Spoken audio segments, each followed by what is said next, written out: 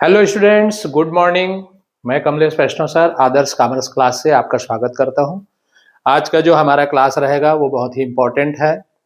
मैं ये जो अभी वीडियो बनाने वाला हूं वो छत्तीसगढ़ माध्यमिक शिक्षा मंडल के जो बोर्ड्स के बच्चे जो एग्ज़ाम दिलाने जा रहे हैं, इंग्लिश मीडियम हिंदी मीडियम दोनों के लिए ये बहुत ही महत्वपूर्ण होगा। तो आप लास्ट तक हमारी इस वीडियो को ज़रूर देखिएगा।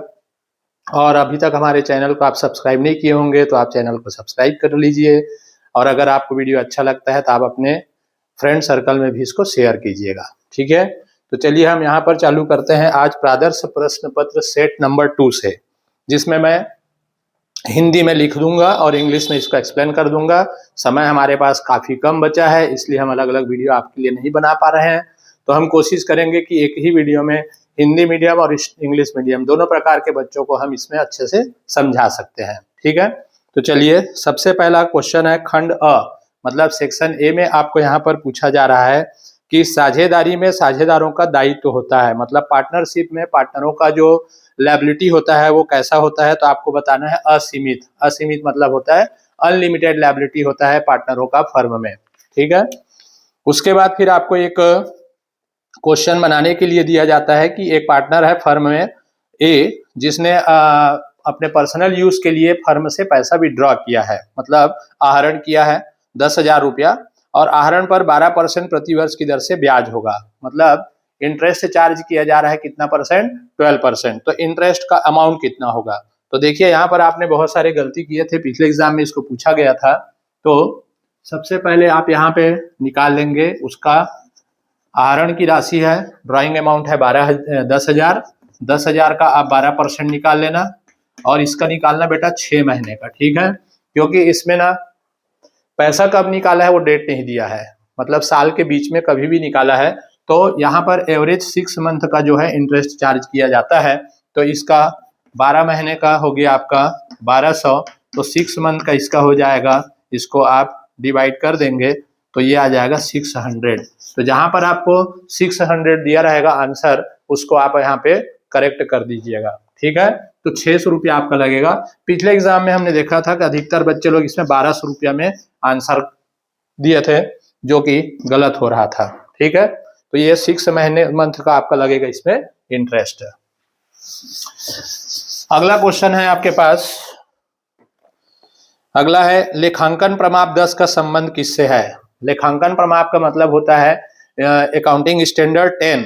तो अकाउंटिंग स्टैंडर्ड 10 का जो रिलेशन होता है बेटा, वो होता है गुडविल और फिक्स्ड एसेट से, मतलब ख्याति और स्थायी संपत्ति से होता है। फिर यहाँ पर आपको गुडविल निकालने का एक क्वेश्चन दे रहा है शॉर्ट में 1 नंबर के लिए, जिसमें आपको उनका विनियोजित पूंजी दिया हुआ है, कैपिटल दिया हुआ है, इन्वेस्टेड कैपिटल, विनियोजित पूंजी। मैं यहाँ पे हिंदी में लिख रहा हूँ और इंग्लिश में आपको एक्सप्लेन भी कर दूंगा, तो आप जरूर समझ जाएंगे। विनियोजित पूंजी को बोलते हैं कैपिटल एम्प्लॉयड, जो कि दिया है आपको 1,50,000 रुपया। और प्रॉफिट दिया है एवरेज प्रॉफिट, औसत लाभ, वो दिया है आपको 50,000 रुपया, ठीक है। और रेट ऑफ रिटर्न दिया है, रेट ऑफ रिटर्न मीन्स लाभ की दर, वो की दिया है आपको 20%, ये 20%। अब करना क्या है आपको? कैपिटलाइजेशन मेथड से गुडविल फाइंड करना है। कैपिटलाइजेशन मेथड से गुडविल फाइंड करने के 2 तरीके हैं, जिसमें से जल्दी तरीका आपको बता दूं मैं, जो आप फास्ट बना सकते हैं। एवरेज प्रॉफिट आपको दिया हुआ है, ठीक है, और यहाँ पर आपको दिया है कैपिटल। तो सबसे पहले आप क्या करना, वैल्यू ऑफ बिजनेस निकाल लेना। वैल्यू ऑफ बिजनेस मतलब व्यापार का मूल्य। तो वैल्यू ऑफ बिजनेस आपका यहाँ पर कैसे निकालेंगे आप? तो एवरेज प्रॉफिट जो दिया रहता है, एवरेज प्रॉफिट को 100 से कर देना मल्टीप्लाई, और रेट ऑफ रिटर्न से कर देना डिवाइड, ठीक। ये आपने काट दिया, ये 5 बार में गया, 5 25, 2,50,000। तो 2,50,000 हो गया आपका व्यापार का मूल्य, ठीक। अब आपका यहाँ पे कैपिटल आपने कितना इन्वेस्ट किए थे? 1,50,000। तो यहाँ पर आपका गुडविल निकल जाएगा, goodwill is equal to value of business 2,50,000 minus यहाँ पे कैपिटल लगाए थे आपने 1,50,000, दोनों के जो डिफरेंस आएगा बेटा वो हो जाएगा तुम्हारा कैपिटलाइजेशन मेथड से गुडविल। हम इसका एक क्लास पूरा गुडविल वैल्यूएशन का हमने वीडियो डाल चुके हैं हमारे साइट में, आप जा करके देखिएगा। पांचों मेथड का हमने क्वेश्चंस और उसके बनाने के तरीके भी बता चुके हैं। तो ये गुडविल आप निकाल लेंगे 1 लाख रुपया, ठीक है। तो ऑप्शन में भी आपका 1 लाख रुपया दिया हुआ है। अगला क्वेश्चन है साझेदार के अवकाश ग्रहण करने का कोई एक कारण बताइए। तो आपको रीजन पूछ रहा है कि कोई भी पार्टनर रिटायरमेंट क्यों लेता है। तो सिंपल कोई भी रीजन आप दे सकते हैं जिसमें आप याद रखेंगे कि कोई पार्टनर अगर ओल्ड हो जाता है, एज ज्यादा उम्र का हो जाता है, तो वो फर्म से रिटायरमेंट ले सकता है, या फिर बीमार होने के कारण फर्म से रिटायरमेंट ले सकता है, या कोई अदर बिजनेस करना चाहता है तो वो फर्म से रिटायरमेंट ले सकता है। तो कोई भी कारण आप एक जानकारी यहाँ पर आप दे सकते हैं, ठीक है। इसके बाद आता है हिंता खाता कब बनाया जाता है। हिंता खाता का मतलब होता है, हिंता खाता का मतलब होता है रियलाइजेशन अकाउंट। रियलाइजेशन अकाउंट बनाया जाता है साझेदारी के विघटन पर। वसूली खाता बनाया जाता है साझेदारी के विघटन पर, मतलब जब हमारा फर्म डिसॉल्वेशन ऑफ फर्म होता है तभी हम लोग यहाँ पर जो है रियलाइजेशन अकाउंट बनाते हैं, वसूली खाता बनाते हैं। संचित पूंजी कंपनी द्वारा कब मांगी जा सकती है। संचित पूंजी मतलब होता है रिजर्व कैपिटल। तो रिजर्व कैपिटल कंपनी द्वारा कब मांगा जाता है, तो कंपनी के समापन की स्थिति में। जब कंपनी हमेशा के लिए बंद होता है तब जो रिजर्व हम कैपिटल रखे रहते हैं पार्टनर, जो कि शेयर होल्डरों से मांगना होता है हमको पैसा, वो पैसा हम यहाँ पे मांगते हैं जब कंपनी का समापन होता है। कंपनी का समापन मतलब लिक्विडेशन ऑफ कंपनी होता है तब, ठीक। अब इसके बाद क्वेश्चन पूछा जाता है आपको प्रैक्टिकली कि एक लिमिटेड ने 100 रुपया वाले 508% ऋण पत्र सम मूल्य पर निर्गमित किए, जो 10% प्रीमियम के साथ दिए थे। प्रीमियम की राशि क्या होगी। अब यहाँ पर आपको प्रीमियम का अमाउंट फाइंड करने के लिए कह रहा है। तो यहाँ पे आप ध्यान दीजिए, एक डिवेंचर्स का वैल्यू कितना है 100 रुपीज। 100 रुपीज का आप निकाल लेंगे परसेंट, प्रीमियम का बोला है 10%। तो एक डिवेंचर्स पर प्रीमियम का अमाउंट निकल गया 10 रुपया, और नंबर ऑफ डिवेंचर से इसको मल्टीप्लाई कर देना, मतलब ऋण पत्रों की संख्या से। तो ये आपका आंसर आ जाएगा 5000। तो प्रीमियम का अमाउंट होगा 5000। इसमें केवल प्रीमियम का अमाउंट कितना होगा ये पूछा है। तो क्या करना, एक डिवेंचर से या एक शेयर का वैल्यू कितना है यहाँ पे 100 रुपया। 100 रुपया का 10% प्रीमियम बोला है, तो 100 का 10% आप निकाल लेना, 10 रुपया आया। 500 उसके पास डिवेंचर्स था, तो 500 से इसको मल्टीप्लाई कर देना, 5000 आपका आंसर आ जाएगा, ठीक। नेक्स्ट क्वेश्चन है जो कि आपको पूछा है डिवेंचर्स से ही, लमसम अमाउंट एक साथ एप्लीकेशन पर रिसीव्ड होने वाला क्वेश्चन है ये, मतलब एक मुश्त राशि आवेदन पर प्राप्त होने का।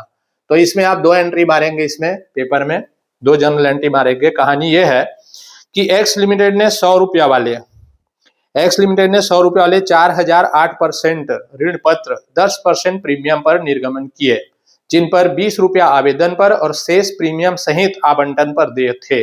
संपूर्ण राशि प्राप्त हो गई, पंजी प्रविष्टि कीजिए।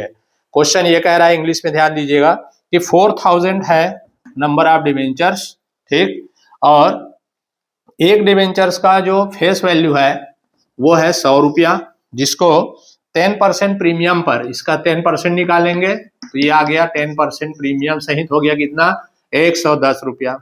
एप्लीकेशन में कितना मांगे, आवेदन में 20 रुपया। तो रिमेनिंग जो बच गया आपके पास वो हो गया कितना, घटा लीजिए 11, 11 में 2 गया 9। 90 रुपया आपका प्रीमियम सहित किसमें मांगा जाएगा, अलॉटमेंट में, ठीक है। तो अलॉटमेंट तक आपको जनरल एंट्री कहा है, इसमें संपूर्ण राशि प्राप्त हो गई बोला है, लमसम वाला नहीं है क्वेश्चन, सॉरी, ठीक है, इंस्टॉलमेंट से ही बनाना है आपको, ठीक। तो यहाँ पे ये आपको क्वेश्चन देता है 3 नंबर, जनरल एंट्री आपको करने होंगे 2 और 2 4 जनरल एंट्री टोटल इसमें आपको करने होंगे, ठीक है। तो चलिए, एप्लीकेशन में आप 20 रुपये से मल्टीप्लाई करना और अलॉटमेंट में विथ प्रीमियम 90 रुपया से मल्टीप्लाई करेंगे। देखते हैं यहाँ पे, चलिए, आपको याद नहीं हुआ तो याद भी कर लीजिए मेरे साथ साथ। इसका जनरल एंट्रीज क्या होता है वो एक्स लिमिटेड की पुस्तक में। सबसे पहले आप एंट्री करेंगे एप्लीकेशन मनी रिसीव्ड होने का, तो लिखिए बैंक अकाउंट डेबिट, बैंक खाता विकलन, ठीक, 8% ऋण पत्र आवेदन खाता से, आवेदन खाता से। इंग्लिश में लिखिए bank account debit to 8% debentures application account. यहाँ पे आप मल्टीप्लाई कर देना, 4000 डिबेंचर्स हैं, 4000 इंटू 20 तो ये हो गया 4 दूनी 8, 80,000 रुपया आपको प्राप्त होगा आवेदन राशि प्राप्त होने पर। आवेदन राशि प्राप्त होने पर, बीइंग एप्लीकेशन मनी रिसीव्ड।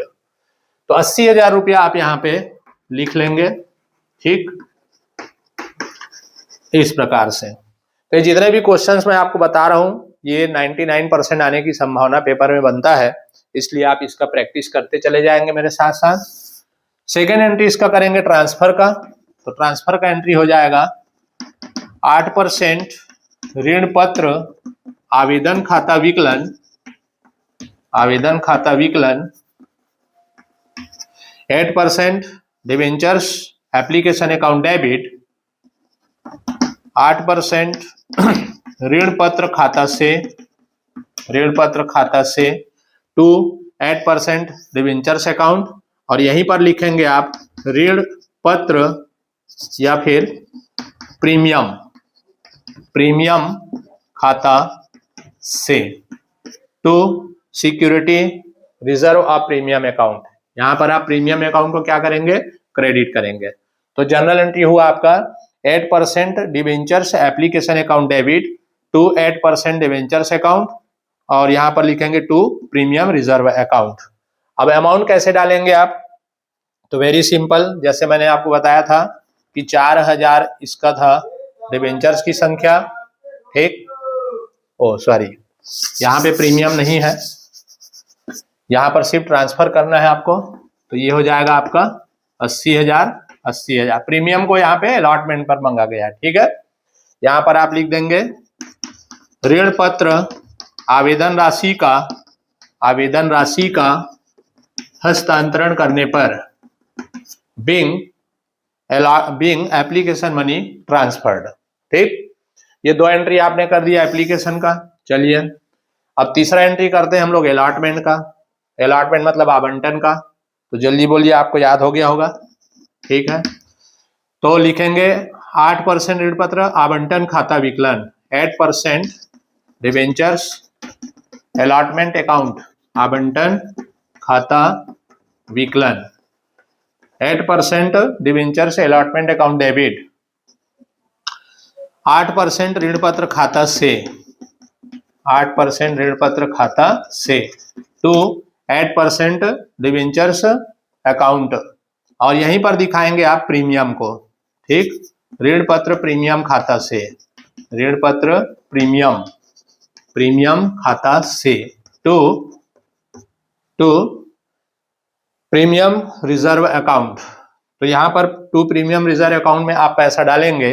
आपको याद होगा कि 110 रुपये में से, ठीक है, 110 रुपया प्रीमियम से ही था, उसमें 20 रुपया एप्लीकेशन का मंगे थे, तो बचा था 90 रुपया। 90 रुपये में 10 रुपया किसका इंक्लूड है, प्रीमियम का।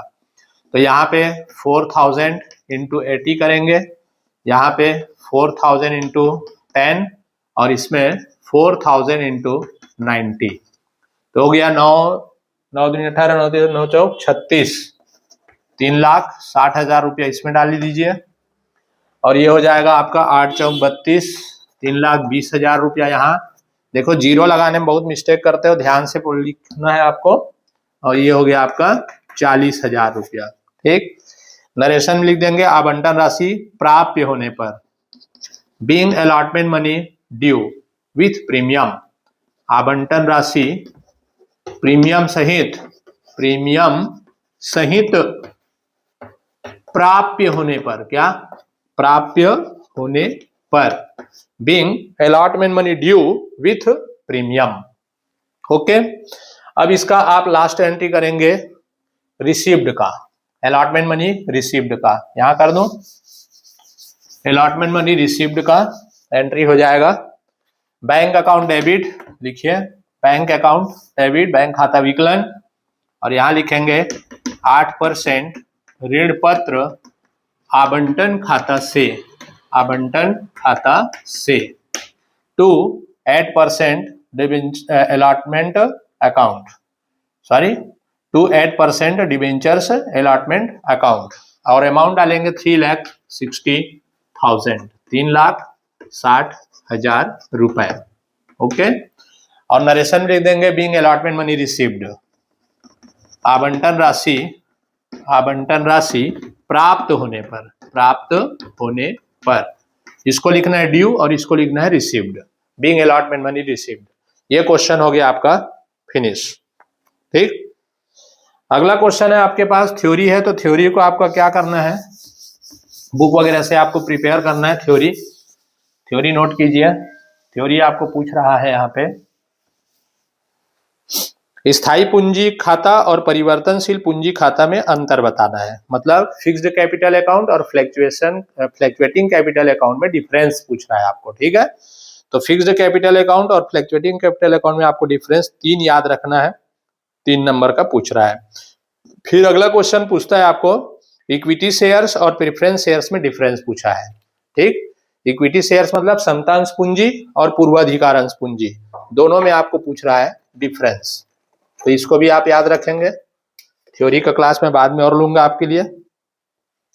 अब आता है यहाँ पे कि कंपनी जो है वो मशीन खरीद रही है।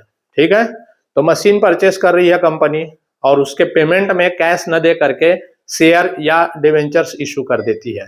ठीक है, तो जब कोई कंपनी कोई संपत्ति खरीदता है और उसके बदले में वो अंश या ऋण पत्र जारी करता है, तो उसका सवाल वेरी इंपॉर्टेंट है, पेपर में आता ही है, इसलिए आप इसको बना के जाइए, सीख के जाइए। चलिए, किस प्रकार से, कुछ ऐसा है कि मशीन है, मशीन कंपनी ने यहाँ पर परचेस किया है 1,10,000 का। ओके, और यहाँ पे क्या जारी कर रहा है भाई, अंश, शेयर इशू कर रहा है। शेयर का जो रेट है, फेस वैल्यू है, अंकित मूल्य है शेयर का, वो दिया है आपको 100 रुपया और 10% प्रीमियम पर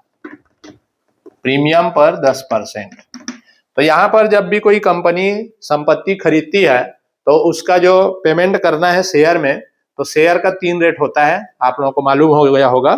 एक होता है सम मूल्य, दूसरा होता है बट्टे पर और तीसरा होता है प्रीमियम पर, मतलब ऐड पर या फिर प्रीमियम पर या फिर डिस्काउंट पर। ठीक, तो यहाँ पे कंपनी जो है वो शेयर इशू कर रहा है प्रीमियम पर, तो सबसे पहले आप क्या करेंगे, नंबर ऑफ शेयर्स निकाल लेंगे नोट्स में, अंशों की संख्या कि आप कितना शेयर देंगे जिस कंपनी से आप एसेट्स परचेस कर रहे हैं उसको। तो यहाँ पर आप क्या करना, संपत्ति का मूल्य को आप लिख लेना और इसको डिवाइड कर देगा प्राइस ऑफ शेयर्स से। तो एक शेयर का रेट था 100 रुपया, इसमें 10% प्रीमियम प्लस करना, तो ये हो जाएगा 110 से।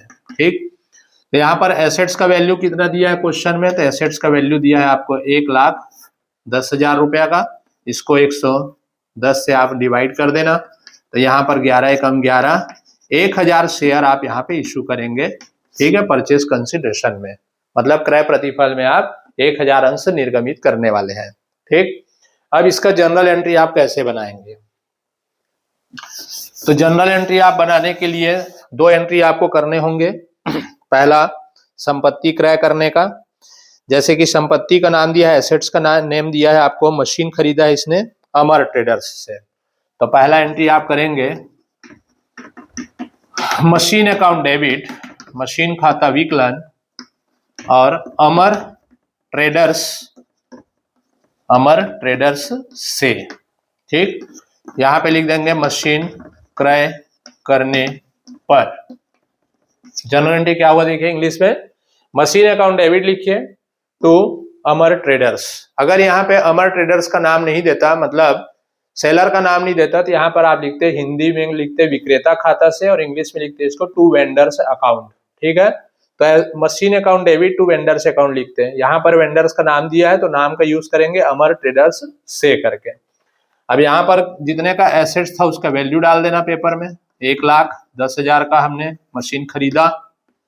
अब इसके परचेस कंसिडरेशन में हम यहाँ पर शेयर इशू कर रहे हैं इसको, मतलब क्रय प्रतिफल में हम इसको क्या दे रहे हैं, अमर ट्रेडर्स को शेयर दे रहे हैं।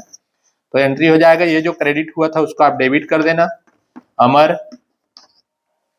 ट्रेडर्स अकाउंट डेबिट, अमर ट्रेडर्स खाता विकलन, और क्या दे रहे हैं अपन, अंश दे रहे हैं, तो अंश पूंजी खाता से to share capital account. To share capital account. अब यहाँ पे आप कितना शेयर इसको इश्यू कर रहे हैं, 1000 शेयर, ठीक, 100 रुपीज ईच प्रति अंश, 10 रुपीज प्रीमियम, 10 रुपया प्रीमियम पर। क्रय प्रतिफल हेतु अंशों का निर्गमन, क्रय प्रतिफल हेतु अंशों का निर्गमन। इंग्लिश में आप लिखेंगे यहां पर 1000 share, 100 rupees each, comma 10 rupees premium, issued of shares on purchase consideration. ठीक है, issue of shares on purchase consideration मतलब क्रय प्रतिफल पर को हम बोलते हैं परचेस कंसिडरेशन पर हमने शेयर इशू किया। ये बस 2 ही एंट्री आपको लेना है। यहाँ पे अमाउंट डालने में बहुत तकलीफ होता है, बच्चों को ध्यान रखेंगे। तो यहाँ पे चूंकि प्रीमियम पर था, ठीक है, तो प्रीमियम यहाँ पर मैं लिखना भूल गया हूँ, इसको लिखता हूं मैं, अंश प्रीमियम खाता से। एक होता है एड पर पे और एक होता है प्रीमियम पे। अब जनरल एंट्री देखिए, अमर ट्रेडर्स डेबिट करेंगे 2 शेयर कैपिटल अकाउंट और 2 शेयर प्रीमियम रिजर्व अकाउंट। ठीक, अब यहाँ पे अमाउंट कैसे डालेंगे यहाँ साइड में भी आप दिखा सकते हैं पेपर में। 1000 हमने नंबर ऑफ शेयर्स निकाले थे नोट्स में, 1000 इंटू इसको करेंगे 110। ठीक, इसमें 1000 इंटू फेस वैल्यू से हमेशा डालना इसको, अंकित मूल्य से पूंजी में, तो 1000 इंटू 100 और इसमें लिखेंगे 1000 इंटू 10 रुपया। तो ये हो जाएगा आपका जितना उसको देना है 1,10,000 इसको मिला। इसको मल्टीप्लाई करेंगे तो ये आ जाएगा 1,00,000 रुपया और इसका एंट्री हो जा रहा है आपका 10,000। ठीक, इस प्रकार से प्रीमियम वाले में आप प्रीमियम अकाउंट को क्या करेंगे, क्रेडिट करेंगे। ठीक है, तो यहाँ पे ये 2 एंट्री आपको मारना है। ये सवाल आता ही है पेपर में, ध्यान रखिएगा, अंक बदल देगा आपको बस। तो आप मशीन परचेस करिए, फर्नीचर परचेस करिए, बिल्डिंग परचेस कीजिए, कोई भी आप एसेट्स परचेस करेंगे तो यहाँ पर एसेट्स का नाम को करेंगे डेबिट, यहाँ पर वेंडर्स के नाम को करेंगे क्रेडिट और यहाँ पर लिखेंगे बीइंग परचेज मशीन 1,10,000 का। इसके बाद फिर इसका पेमेंट का एंट्री करेंगे। इसके लिए शेयर इशू किए हैं आपने, तो अमर ट्रेडर्स से डेबिट हो जाएगा 2 शेयर कैपिटल अकाउंट और 2 सिक्योरिटी रिजर्व प्रीमियम अकाउंट। ठीक, तो प्रीमियम अकाउंट को क्या करेंगे आप, क्रेडिट। अमाउंट कैसे डालना है देखिए, नंबर ऑफ शेयर्स आपने निकाल लिया था, उसको यहाँ पर विथ प्रीमियम है तो प्रीमियम से ही मल्टीप्लाई करना अमर ट्रेडर्स में, और कैपिटल में हमेशा फेस वैल्यू से मल्टीप्लाई करना और प्रीमियम में प्रीमियम के अमाउंट से। ओके, कभी गलत नहीं होगा इससे। चलिए नेक्स्ट क्वेश्चन लेते हैं, क्योंकि ये सब मिला जुला क्वेश्चन है, मॉडल पेपर है आपका, तो मॉडल पेपर में पूरा आपका सब्जेक्ट जो है वो कवर होता है। अब यहाँ पर आपको दिया जा रहा है सबसे महत्वपूर्ण क्वेश्चन है जो कि है गुडविल का। ठीक, गुडविल का, तो जब कोई नया पार्टनर फर्म में प्रवेश करता है, न्यू पार्टनर फर्म में एडमिशन लेता है, तो वो गुडविल का पैसा लेके आता है। ठीक है, तो गुडविल का जो भी पैसा लेकर के आता है फर्म में, तो उसको ओल्ड पार्टनरों के अकाउंट में डिपॉजिट किए जाते हैं। तो ओल्ड पार्टनरों में उसी पार्टनर को गुडविल का पैसा मिलेगा जिन्होंने सैक्रिफाइस किया है, मतलब त्याग किया है। नया पार्टनर के आने पर इनका हम लोग सैक्रिफाइसिंग रेशियो निकालते हैं, त्याग अनुपात निकालते हैं। तो देखते हैं यहाँ पर कौन कौन त्याग करता है। क्वेश्चन है आपका, सुरेश और नरेश फर्म में पार्टनर हैं, इनका रेशियो दिया है आपको 3:2 का रेशियो है इनका, 3:2। नया पार्टनर आ रहा है महेश, महेश आता है 1/6 के लिए। ठीक, और वो गुडविल का पैसा लेकर के आ रहा है फर्म में, ख्याति का पैसा लेकर के आ रहा है 18,000 रुपये नगद। ठीक, अब यहाँ पर कंडीशन दिया है 2 ठने आपको, क्या कि यदि महेश अपना भाग सुरेश से प्राप्त करता है, मतलब महेश जो है अपना पूरा रेशियो किससे रिसीव कर रहा है, सुरेश से। तो महेश अपना भाग सुरेश से लेता है, सुरेश से लेता है, तो उस कंडीशन में गुडविल का पूरा पैसा किसको मिलेगा भाई, सुरेश को मिलेगा। ठीक, तो पहले कंडीशन में तो आप जनरल एंट्री ये करने वाले हैं कि सुरेश के अकाउंट में पैसा चला जाएगा पूरा।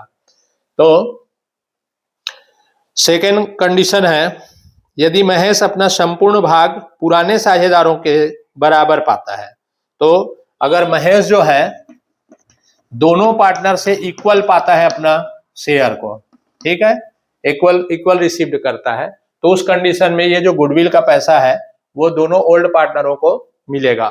ठीक, तो सुरेश है ओल्ड पार्टनर और नरेश है, दोनों का रेशियो ये दिया हुआ है। तो इसका चलो जनरल एंट्री करते हैं।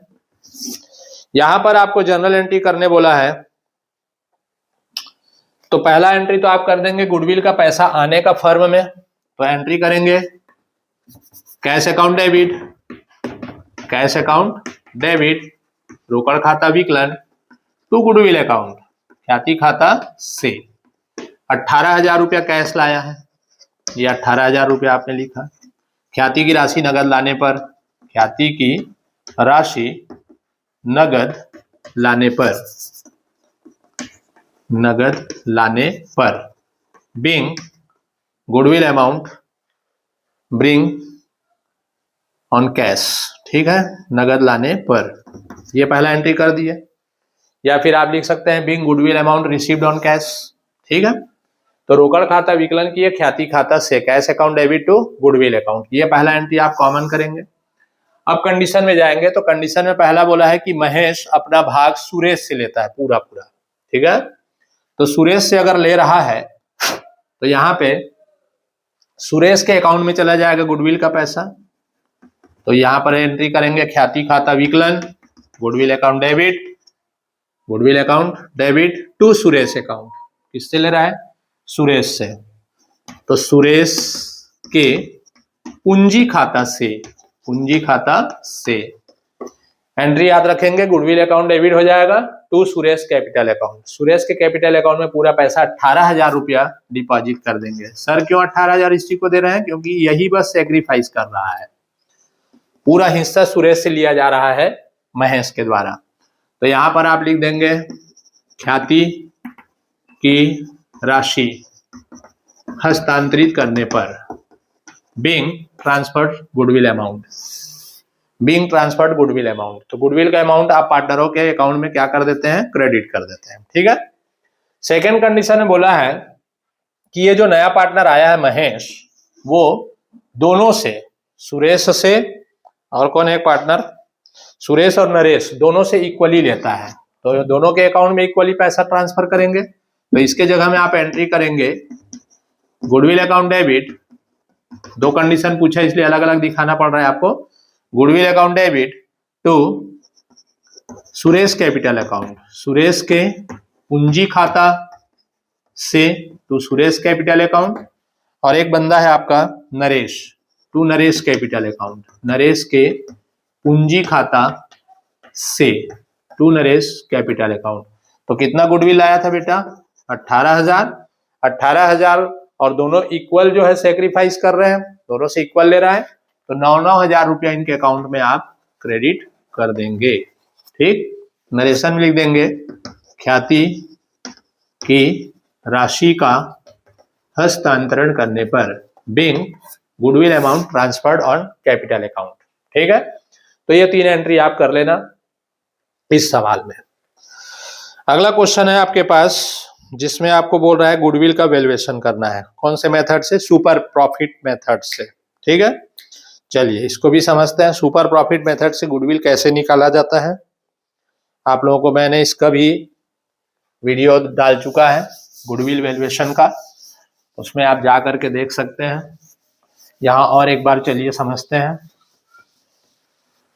क्या क्या दिया रहता है क्वेश्चन में, वो पहले ध्यान से आप पढ़ा करो। सबसे पहले हम देखते हैं यहाँ पर फर्म में, एक फर्म का औसत शुद्ध लाभ 68,000 रुपया प्रति वर्ष है, मतलब एवरेज प्रॉफिट आपको दे दिया है 68,000, ठीक है। तो सबसे पहले आप यहाँ पर लिख देंगे वैल्यूएशन ऑफ गुडविल, ख्याति का मूल्यांकन, यहाँ पर मेथड डाल देना super profit method, super profit method को बोलते हैं अधिलाभ विधि, सुपर प्रॉफिट मेथड। अब इसके बाद आप क्या क्या करेंगे, गिवन दिया है विनियोजित पूंजी, विनियोजित पूंजी इसको बोलते हैं हम लोग एम्प्लॉयड कैपिटल, एम्प्लॉयड कैपिटल आपको दिया है क्वेश्चन में 3,50,000, ऐसे आप लिख लेना, डिटेल में बनाइए बढ़िया से। सेकंड लिखिए rate of return, rate of return means लाभ की दर, लाभ की दर क्वेश्चन में दिया है आपको 12%, 12%। अब इन दोनों से आप निकाल लीजिए तुरंत नॉर्मल प्रॉफिट। क्या निकालेंगे? Normal profit. नॉर्मल प्रॉफिट को बोलते हैं हिंदी में सामान्य लाभ। नॉर्मल प्रॉफिट निकालने का फार्मूला देखिए, विनियोजित पूंजी गुणित दर बटे 100, मतलब कैपिटल इंप्लॉयड या employed capital into rate of return. ठीक है, तो कैपिटल इंप्लॉयड दिया आपको 3,50,000 का 12% निकाल लेंगे। इसका 12% यूज करना है आपको। 0 0 0 0, ये कितने जीरो बच गए? 2 जीरो। मल्टीप्लाई बहुत ध्यान से कीजिएगा। 12 पंचे 60 का जीरो, कैरी बचा 6, 12 दूनी 24, 12 3 36, 37 38 39 40 40 42, ये 42,000 आ गया आपका क्या? Normal profit. अब क्वेश्चन में आप देखिएगा, आपको एवरेज प्रॉफिट मिलेगा, औसत लाभ, इसको बोलते हैं औसत लाभ, average profit. Average profit given in questions 68,000। कितना दिया है? 68,000। और एक महत्वपूर्ण बात है कि इसमें ना पार्टनरों का रेम्यूनेशन दिया है। रेम्यूनेशन मीन्स सैलरी, पारिश्रमिक। साझेदारों को पारिश्रमिक देना है बोला है। ठीक है, 8,000 रुपया साझेदारों को पारिश्रमिक वर्ष के लिए अनुमानित है। ये एक नया लफड़ा डाल दिया है, तो इसको कुछ नहीं करना, एवरेज प्रॉफिट में माइनस कर देना। किसको? रेम्यूनेशन को, सैलरी को। तो यहां पर लिख देना पारिश्रमिक, पारिश्रमिक, या वेतन लिख देना। रेम्यूनेशन कितना दिया है? 8,000। तो इसको माइनस कर दिए तो हमारा एवरेज प्रॉफिट निकल गया ओवरऑल 60,000। ये हो गया आपका average profit, net average profit. अब आप निकालेंगे सुपर प्रॉफिट।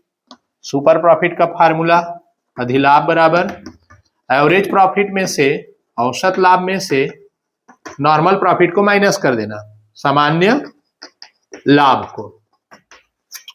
तो ये निकल जाएगा आपका super profit is equal to average profit हमने कितना निकाला है यहाँ पे देखिए 60,000 माइनस नॉर्मल प्रॉफिट हमने निकाला है यहाँ पे 42,000, 42,000। चलिए माइनस कर दीजिए तो 18,000 आपके पास बच रहा है सरप्लस। ये 18,000 रुपया आपका निकल गया। ये हो गया 10, 10 में 2 माइनस करेंगे 8 बचा। ये हो गया 5, 5 में 4 माइनस किए 1 बचा। तो 18,000 रुपये जो आया वो आपका क्या आ गया? सुपर प्रॉफिट आ गया, अधिलाभ। अब आप गुडविल निकाल लेंगे, कोई नहीं रोक सकता आपको। Goodwill is equal to super profit into number of purchasing year. Goodwill is equal to super profit into number of purchasing year, क्रय वर्ष।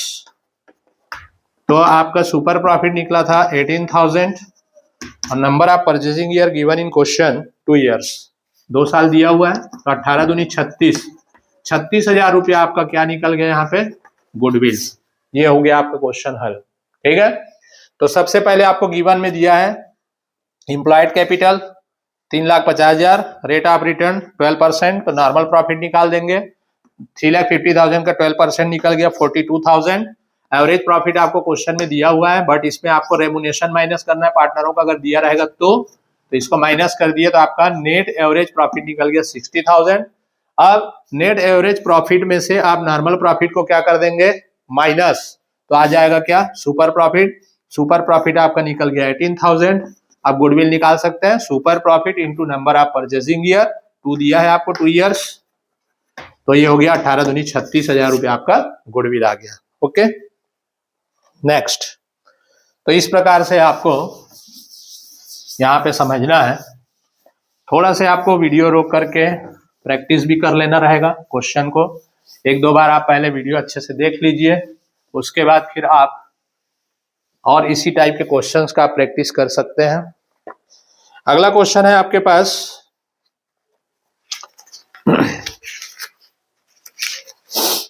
मैं आपको यहाँ पे ये भी बता दूं कि क्वेश्चन नंबर 2 से 5 तक 3 मार्क्स के हैं आपके सीजी बोर्ड में, और 6 से 8 तक जो है वो 4 मार्क्स के हैं। अब हम लोग जो अभी बनाए हैं ये 4 मार्क्स का क्वेश्चन था, 4 नंबर का क्वेश्चन था, 4 नंबर आपको देगा ये। अब इसी में हमने अगला बनाने की कोशिश करते हैं, वो है आपका 7 नंबर का, जो 4 नंबर देगा आपको। इसमें आपको ना रिटायरमेंट का क्वेश्चन है, वेरी इंपॉर्टेंट। रिटायरमेंट में आपको केवल बोला है पार्टनर्स का कैपिटल अकाउंट बनाना है। ठीक है, बहुत इजी है। चलिए, पार्टनर्स का कैपिटल अकाउंट बनाना है। क्वेश्चन में आपको पहले एक्सप्लेन कर दूं। एक्स, वाई और जेड 3 पार्टनर हैं, इनका बैलेंस शीट दिया रहेगा आपको क्वेश्चन में। हर क्वेश्चन में आपको बैलेंस शीट मिलेगा। बैलेंस शीट के लायबिलिटी साइड में आपको दिया है सामान्य संचय मतलब जनरल रिजर्व, क्रेडिटर्स मतलब लेनदार 8,000 का, कैपिटल क्रेडिटर्स मतलब लेनदार दिया है 8,000 का, और कैपिटल दिया है XYZ के। ठीक, एसेट साइड में आपको एसेट्स दिए हुए हैं, जैसे प्लांट है, लैंड है, डेप्टर्स है, कैश है, मतलब यंत्र, भूमि, देनदार और रोकड़। जेड ने 1 जनवरी 2007 को अवकाश लिया, जेड ट्रांसफर हो गया 1 जनवरी 2007 को। अब यहाँ पर गुडविल का, तो गुडविल 6,000 रुपया का वैल्यूएशन किया गया है फर्म में, 6,000 रुपया गुडविल का मूल्यांकन किया गया है। गुडविल मीन्स ख्याति। ख्याति खाता पूर्ण मूल्य से खोला जाएगा, मतलब आपको गुडविल अकाउंट ओपन करना है और ये बिजनेस में रहेगी बोला है, गुडविल का अमाउंट व्यापार में रहेगी। तो जेड को देय राशि उसके ऋण खाते में ट्रांसफर करना है, साझेदारों का पूंजी खाता बनाइए। इसमें केवल आपको पार्टनर्स कैपिटल अकाउंट बनाने बोला है। ओके, तो पार्टनर्स कैपिटल अकाउंट बनाने बोला है, तो आप भी केवल पार्टनर्स कैपिटल अकाउंट बनाएंगे इसमें, क्योंकि वैसे भी कोई एसेट्स और लायबिलिटीज का इंक्रीज डिक्रीज नहीं बताया है जिसके लिए आप रिवैल्यूएशन अकाउंट बनाते हैं। मतलब पुनर्मूल्यांकन खाता तब बनेगा जब कोई संपत्ति में कमी वृद्धि दिया हो।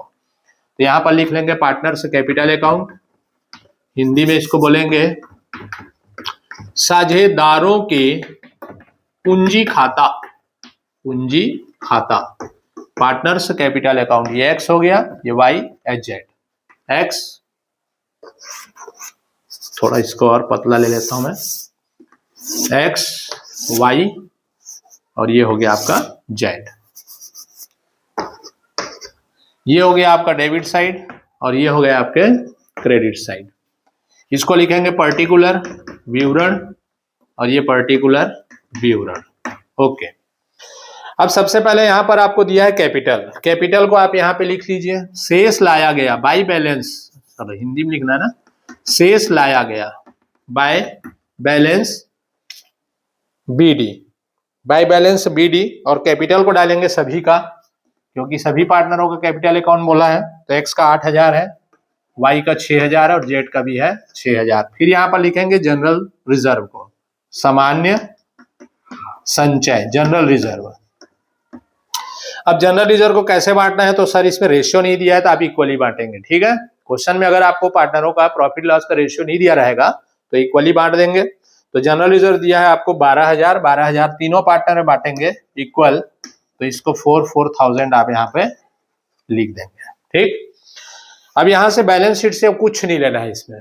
ओके, अब नीचे बोला है कि गुडविल, गुडविल का हमने वैल्यूएशन किया है 6,000, 6,000 में से जेड का शेयर निकाल दीजिए 1/3, तो ये निकल गया कितना, 2,000। ठीक है, क्योंकि इन लोग इक्वल पार्टनर है भाई, तो इक्वल पार्टनर है तो जेड का शेयर हो रहा है 1, तो 1/3, 3 के टेबल में इसको काटे, 3 दूनी 6, 2,000 मिला। अब ये 2,000 को कौन कौन देंगे, तो एक्स और वाई देंगे अपने रेशियो में। रेशियो आपको 1:1 दिया है, तो ये 1:1 में इसको इन लोग देंगे। तो 2,000 का 1/2 और 2,000 का 1/2, ये तो ओरली भी निकाल सकते थे आप, लेकिन आप दिखा भी सकते हैं। तो 1,000 रुपया एक्स देगा और 1,000 रुपया वाई देगा। इसका पोस्टिंग कैसे करना है वो इंपॉर्टेंट है। ठीक है, जो कि जनरली बच्चे मिस्टेक कर जाते हैं पेपर में, तो इसको ध्यान रखिएगा। 1,000 रुपया एक्स और वाई देने वाले हैं, कैसे करना है थोड़ा सा ध्यान देना। सबसे पहले आप इधर भी लिख सकते हैं। ठीक, यहां से चालू करते हैं। किसको देना है, रिटायरमेंट कौन हुआ है उस पार्टनर का नाम लिख लेना। ठीक है, जेड रिटायरमेंट हुआ है तो लिखेंगे 2 जेड्स कैपिटल अकाउंट, लिखो चलो 2 जेड्स कैपिटल अकाउंट, जेड के पूंजी खाता, पूंजी खाता से, और अमाउंट डालेंगे एक्स के खाते में और वाई के खाते में।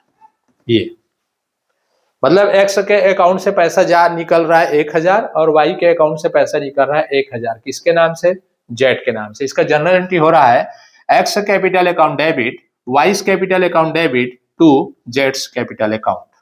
अब इसका डबल एंट्री आप इधर कर देना, एक्स दिया और वाई दिया, इनका नाम लिखना, एक्स के पूंजी खाता को वाई के पूंजी खाता को।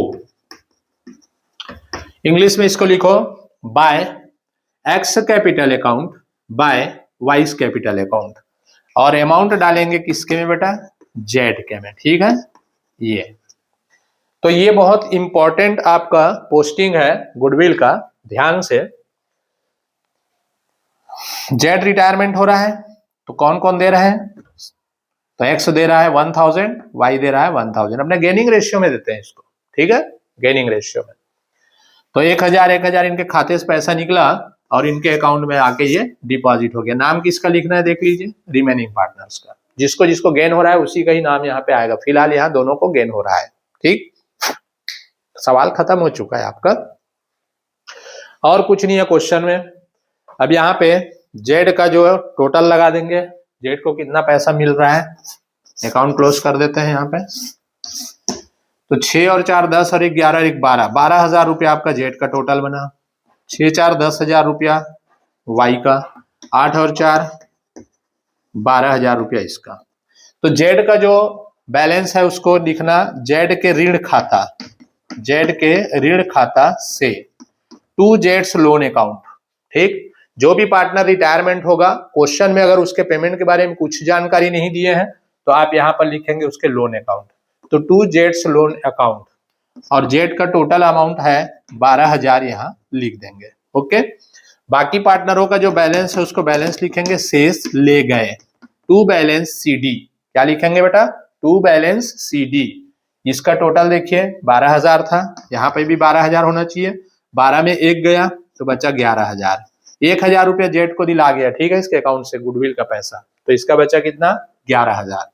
वैसे ही इसका टोटल है 10,000, 10,000 में 1,000 माइनस कर देंगे तो 9,000 बचा, और इसका टोटल आप इक्वल कर देंगे 12 का 12।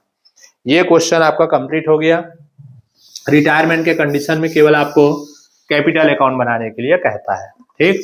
फिर इसको आप बढ़िया से बंद कर देना, ठीक है, ओके। चलिए अब अगला क्वेश्चन में चलते हैं।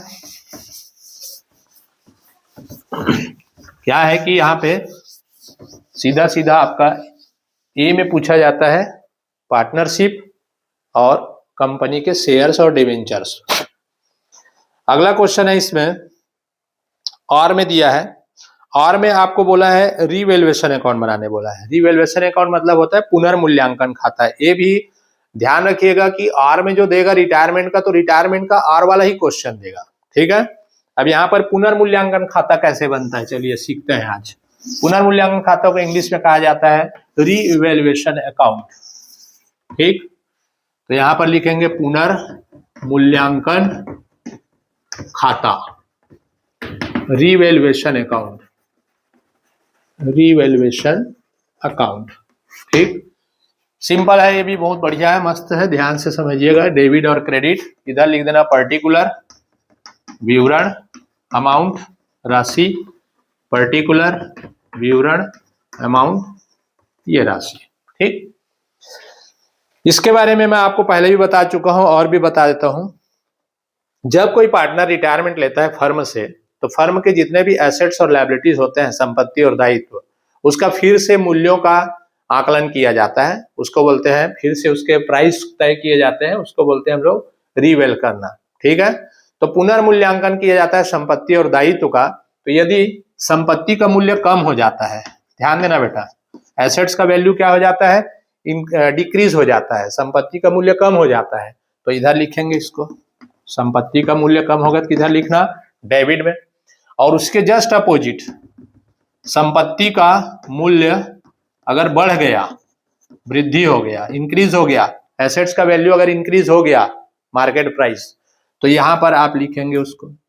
और इसके जस्ट अपोजिट, अगर लायबिलिटी बढ़ गया, आपका लायबिलिटी इंक्रीज हो गया, दायित्व में वृद्धि, तो दायित्व में वृद्धि होगा तो इधर लिखेंगे।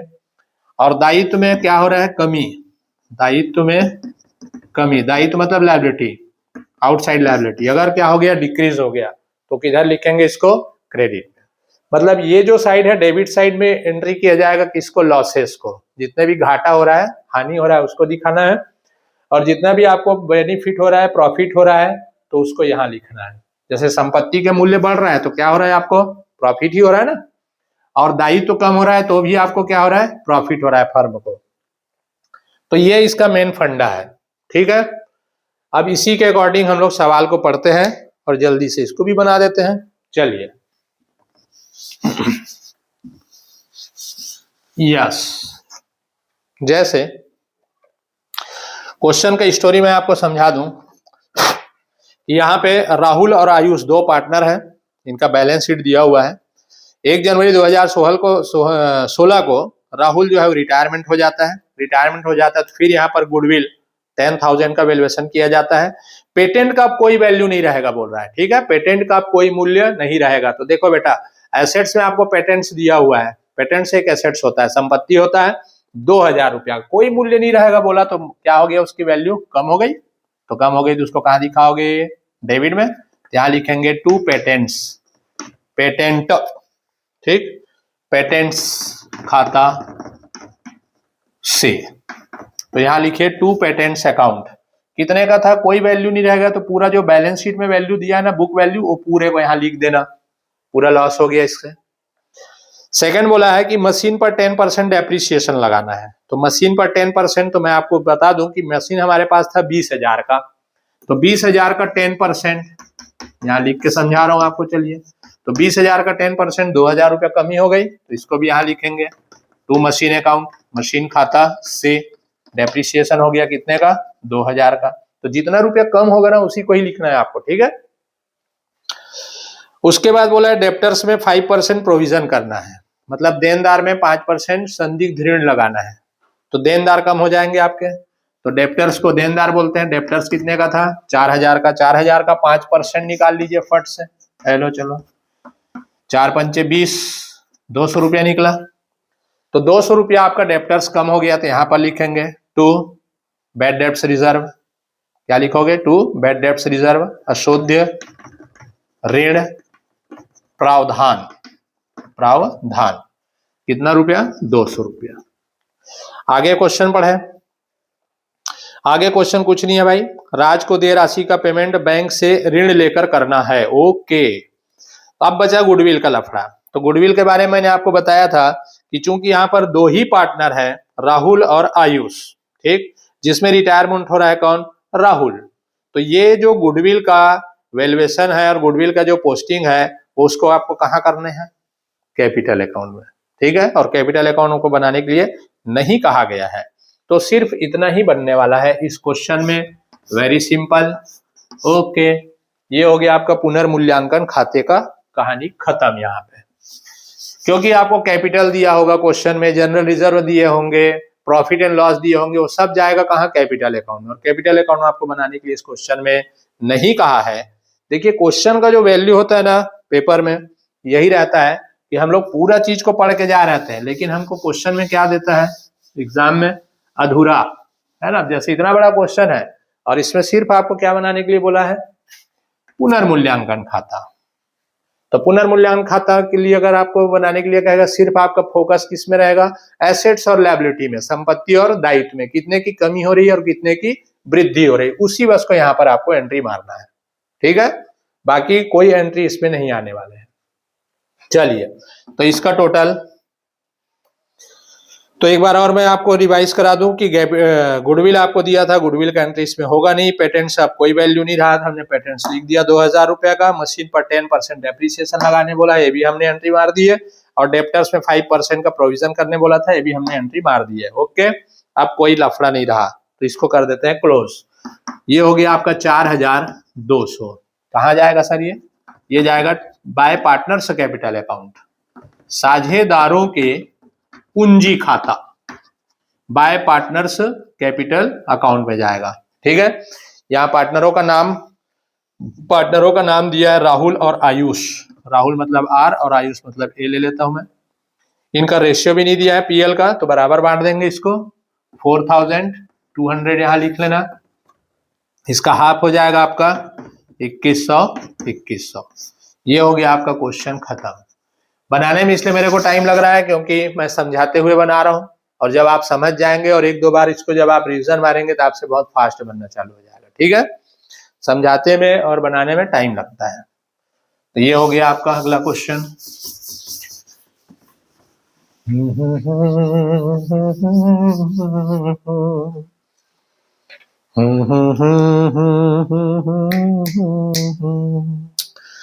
ओके, अब अगला क्वेश्चन आपको आ रहा है 8वां नंबर का क्वेश्चन है। 8वां नंबर का क्वेश्चन है, ये भी आपको 4 अंक देंगे, ठीक, 9 और 10 आपको देगा 6 अंक। 8वां नंबर के क्वेश्चन में बेटा आपको बोला है रियलाइजेशन अकाउंट बनाने के लिए, ठीक है। रियलाइजेशन अकाउंट मतलब हो गया का वसूली खाता, रोकीकरण खाता, हिंदी में इसके दो नाम है, रोकीकरण और वसूली खाता, और इंग्लिश में इसको बोलते हैं रियलाइजेशन अकाउंट। जब फर्म का विघटन होता है ना, फर्म हमेशा के लिए क्लोज हो जाता है, जिसको हम लोग बोलते हैं डिसॉल्यूशन ऑफ पार्टनरशिप फर्म, तो उसमें आप बनाते हैं वसूली खाता, वो बस आपको पूछा है, ठीक। अब इसमें क्वेश्चन में देखो कैसे घुमा के दे रहा है कि एक फर्म के विघटन के निम्न सूचनाओं से पंजी में लेखा कीजिए। ओहो, जनरल एंट्री पूछ दिया है आपको, ठीक है, जनरल एंट्री। और बहुत सारे प्यारे बच्चों को जनरल एंट्री बस बिल्कुल पसंद नहीं आता, मैं साफ बताऊं, जनरल एंट्री से बहुत सारे बच्चे लोग पीछा हटना चाहते हैं, और जनरल एंट्री कभी आपका पीछा छोड़ेगा नहीं, ठीक है। अब इसमें पहला क्या लिखा है कि अलिखित संपत्ति से वसूल हुए, मतलब जब कोई भी एसेट्स है, मतलब अनरिकॉर्डेड एसेट्स से रियलाइज हो रहा है अमाउंट 1300 रुपया, तो संपत्ति से क्या हो रहा है वसूली, तो आपको यहां पर क्या करना है बेटा, जनरल एंट्री, क्या करना है, जनरल, तो ये आप पंजी, पंजी प्रविष्टि, अच्छी बात, चलो यहां पे आप डेट डाल देना, पर्टिकुलर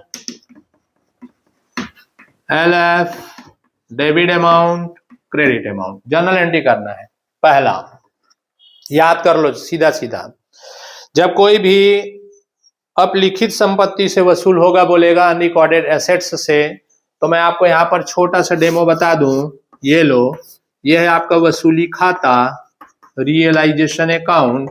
तो जो भी संपत्ति होता है उसको पहले हम लोग यहाँ पर लिखते हैं पुष्ट मूल्य, और ये बिकता है तो इधर एंट्री मारते हैं, ठीक है, इधर, तो इधर एंट्री मारते हैं तो क्या लिखते हैं, कैश या बैंक अकाउंट, ठीक। तो जनरल एंट्री होने वाला है आपका cash account debit to realisation account, फिर से बोलिए, cash account debit to realisation account, रोकड़ खाता विकलन, रोकड़ खाता विकलन वसूली खाता से, वसूली खाता से, cash account debit to realisation account कितने का है बच्चा, 1300 रुपया का, तो 1300 रुपया यहाँ पर लिख देना, ठीक।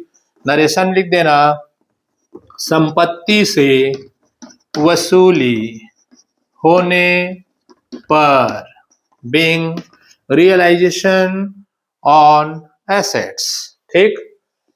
दूसरा एंट्री, वसूली के व्यय 700 रुपया हुए, अब रियलाइजेशन एक्सपेंसेस हो रहा है, तो रियलाइजेशन एक्सपेंसेस का एंट्री इधर करेंगे, वसूली खाता विकलन रोकड़ खाता से, ये यहाँ पर पोस्टिंग को बता रहा हूं मैं, वसूली खाता विकलन रोकड़ खाता से, ऐसा आपने कर चुके होंगे, प्रैक्टिस करा रहे हैं आपको।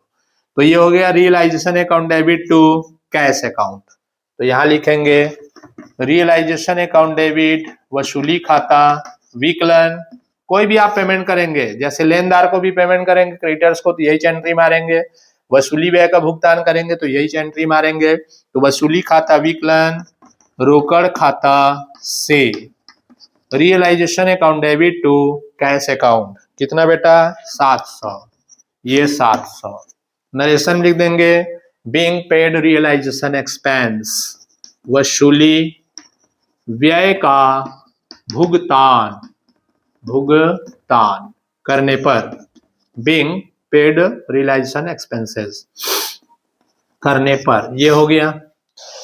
चौथा बोला है लेनदार जिसे वसूली खाते में हस्तांतरित किया जा चुका है को 27,000 रुपया पेमेंट किया गया, मतलब क्रेडिटर्स को पेमेंट करना है आपको, ठीक है।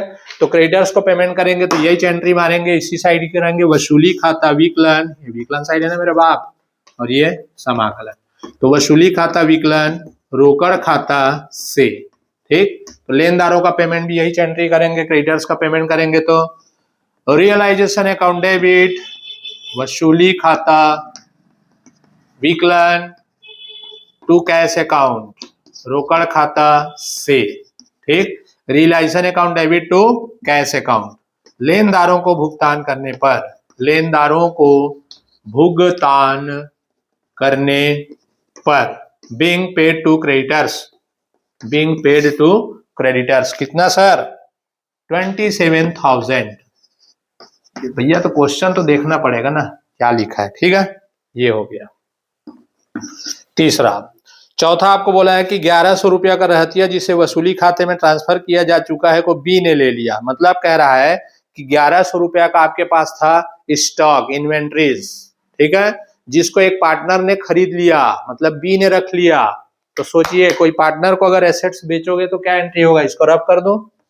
हेलो चलो, कोई पार्टनर को अगर एसेट्स को आप बेचोगे तो क्या एंट्री करोगे, तो पार्टनर को बेचेंगे तो इधर एंट्री करेंगे, ठीक है, क्रेडिट साइड में, क्योंकि नगद बेचोगे तो कैश अकाउंट लिखना, और पार्टनरों को बेच रहे हो तो पार्टनर का नाम आएगा। जैसे पार्टनर को बेच रहे हो तो यहाँ लिखेंगे बीस कैपिटल अकाउंट, बी को बेच रहे हो ना तो 20 कैपिटल अकाउंट क्या हो जाएगा, डेबिट। यहाँ लिखेंगे 20 कैपिटल अकाउंट डेबिट, बी के पूंजी खाता विकलन और वसूली खाता से, वसूली खाता से। इन लोग नगद पैसा देते नहीं है, अपने अकाउंट से पैसा कटवा लेते हैं, इसलिए यहां पर एंट्री करेंगे 20 capital account debit to realisation account. कितने रुपए का था, जल्दी बोलिए। 1100 रुपया। तो ये 1100 रुपया का आपका स्टॉक को आपने किसको दे दिया, बी को दे दिए। तो यहां पर लिख देंगे स्टॉक बी को, स्टॉक बी द्वारा रखने पर, रखने पर मतलब उसको बेच दिया फर्म ने। बिंग स्टॉक ब्रिंग बाय या बी, ठीक है, तो बी ने द्वारा स्टॉक को क्या कर लिया गया, रख लिया गया। ये हो गया आपका कंप्लीट एक क्वेश्चन। तो ये हो गया आपका 4 नंबर का, ठीक। अब इसी में आपको और में और पूछा गया है, चलिए उसको भी बता दें। उसके बाद बाकी के जो क्वेश्चंस है और उसके जो हल है उसको हम नेक्स्ट वीडियो में डालेंगे, जिसको आप फिर से एक बार ओपन करके बना लीजिएगा। ये 3 पार्ट्स में बनने वाला है बेटा, क्योंकि लॉन्ग वीडियो चला जाता है। चलिए लास्ट है, निम्न व्यवहारों की पंजी प्रविष्टि कीजिए। फिर से आपको जर्नल एंट्री करने के लिए कह रहा है, इसी टॉपिक का है। बैंक ऋण का भुगतान किया 24,000 का, 6,000 रुपया मूल्य का स्टॉक साझेदार दिव्यांश ने ले लिया। साझेदार दिव्यांश ने वसूली व्यय के चुकाए 1500 रुपया, पुस्तकों में पूर्ण अपलेखित कर दी संपत्ति से 200 रुपया प्राप्त हुए। ओके, इंग्लिश में बात करते हैं। तो चलिए इंग्लिश में भी बात करते हैं आपसे। यहाँ पे पहले आप जनरल एंट्री खींच लेंगे, पंजी प्रविष्टियां किसका है सर, ये भी डिसॉल्वेशन ऑफ फर्म का है, साझे फर्म का विघटन। जनरल ये बेटा ध्यान रखना, इसलिए याद कर लेना, समझ लेना। खाता पृष्ठांक लिख देता हूं, और ये विकलन राशि, और ये हो गया आपका समाकलन राशि। Date particular, LF debit amount, credit amount. चलिए पहला क्या बोल रहा है, बैंक लोन का पेमेंट किया गया। तो बैंक लोन का पेमेंट करेंगे तो बोलिए किधर जाएगा। चलो यहाँ पर फिर से आपको मैं अकाउंट, आप लोगों को जल्दी याद होता है इसलिए मैं यहाँ पर वसूली खाता रियलाइजेशन अकाउंट का ये डेबिट साइड है बेटा, और ये क्रेडिट साइड है। बैंक लोन का पेमेंट किधर करेंगे आप, डेबिट साइड में। तो ये हो जाएगा realisation account debit to bank account या कैश अकाउंट, ठीक। तो बैंक ऋण का आप पेमेंट किए तो हो जाएगा यहाँ पे एंट्री वसूली खाता विकलन, क्रेडिटर्स का पेमेंट हो रहा है मतलब रियलाइजेशन अकाउंट डेबिट बैंक खाता से। कैश भी लिख सकते हैं आप या बैंक लिख सकते हैं, मैं यहाँ पर बैंक लिख दिया, टू बैंक अकाउंट, बैंक खाता से। तो realisation account debit to bank account कितना, 24,000। ये 24,000। नरेशन में आप बताइए, बैंक ऋण का भुगतान करने पर being paid to bank loan, being paid to bank loan, bank ऋण का भुगतान करने पर। यस, ये हो गया। सेकेंड बोला है 6,000 रुपया का स्टॉक साझेदार दिव्यांश ने ले लिया, मतलब दिव्यांश को हमने स्टॉक को बेच दिया। अभी पिछले ही क्वेश्चन में हमको बताया थे हमने आपको, कोई पार्टनर को अगर हम एसेट्स बेचेंगे तो इधर लिखेंगे दिव्यांश के पूंजी खाता को। तो ये हो जाएगा दिव्यांश का कैपिटल अकाउंट डेबिट हो जाएगा, और रियलाइजेशन अकाउंट क्या हो जाएगा, क्रेडिट। तो यहाँ लिख देंगे क्या नाम है भैया का, दिव्यांश, दिव्यांश दिव्यांश के पूंजी खाता विकलन। Divyansh capital account debit to realisation account, वसूली खाता से टू रियलाइजेशन अकाउंट कितने का है? 1500 का है। ये लो 1500 का।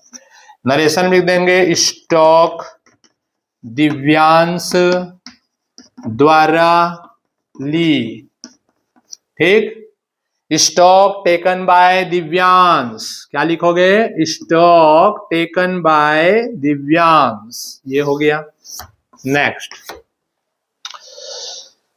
अब साझेदार दिव्यांश ने वसूली व्यय चुकाया। अब ये दिव्यांश क्या कर रहा है कि ये जो वसूली का खर्चा है उसका पेमेंट करूंगा बोल रहा है। तो चाहे भैया फर्म पेमेंट करे रियलाइजेशन एक्सपेंसेस का, चाहे कोई पार्टनर पेमेंट करे, आपको किधर एंट्री करना है? डेबिट साइड में।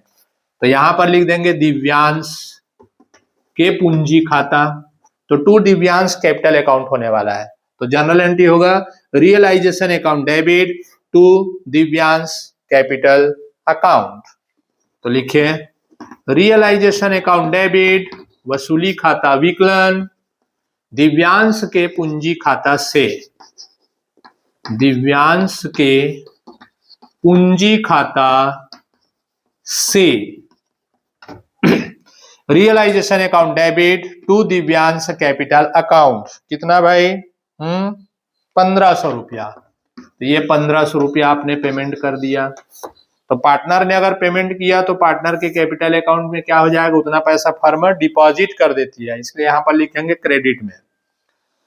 वसूली व्यय का भुगतान, paid realisation expenses by Divyansh. ठीक है, दिव्यांश द्वारा वसूली व्यय का भुगतान करने पर।